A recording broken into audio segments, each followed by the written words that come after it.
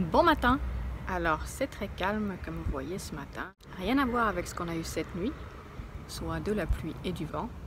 Une vingtaine de nœuds, c'est pas énorme, mais quand on est proche du rivage et que la direction du vent tourne à 180 degrés et qu'on tient juste au bout de son ancre, ça fait des nuits qui sont un peu courtes où on vient voir plusieurs fois sur le pont pour voir si on n'a pas bougé, si on est toujours bien ancré.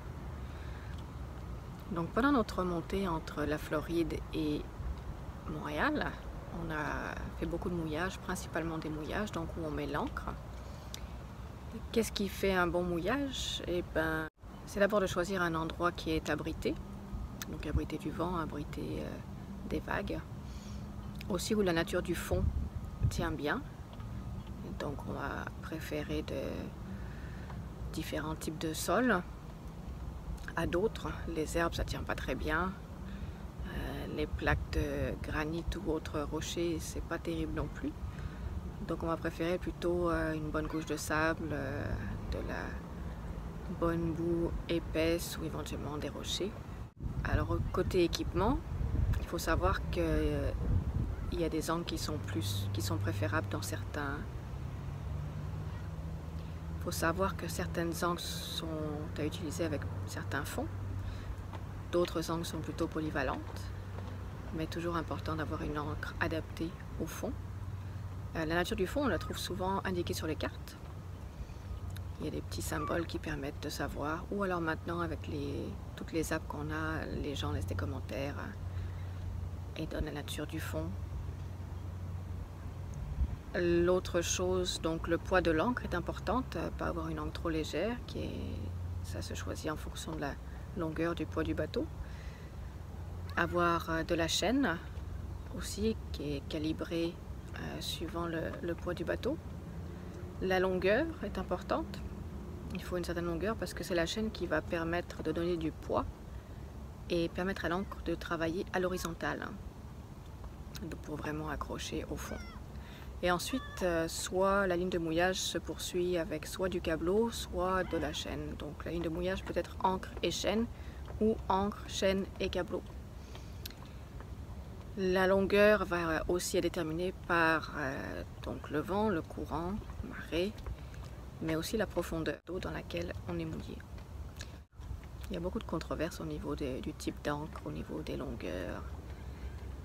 Donc, théorie et expérience vous donneront le meilleur résultat.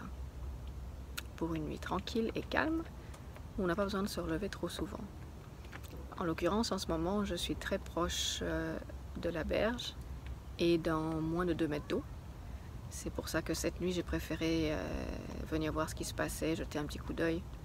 Le vent a tourné à 180 degrés, donc on est dans une direction, après on était à 90 degrés et ensuite on était à 180. Donc qu'est-ce qui se passe dans ces moments-là? L'ancre peut se décrocher, vu qu'elle tourne. Et pendant qu'elle se décroche, le bateau est libre. Donc parfois elle se raccroche, pas de problème.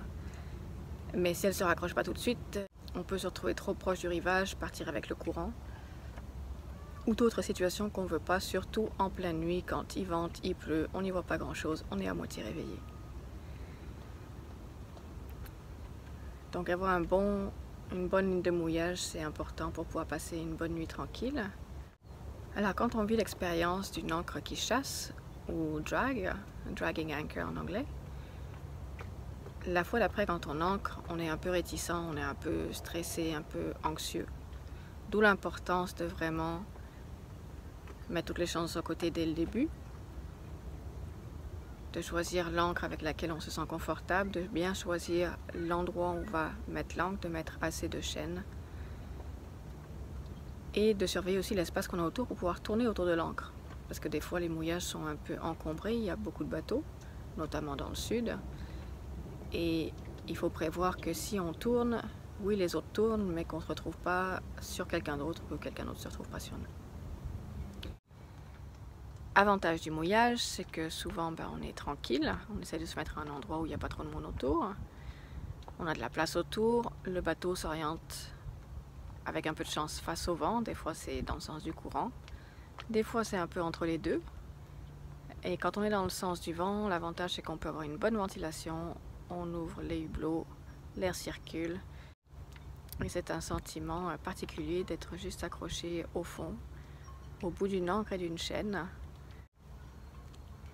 Quelque chose que j'apprécie, un sentiment de liberté, de pouvoir se mettre un peu où on veut, contrairement à la voiture, on est obligé de suivre une route et de s'arrêter au bord d'une route.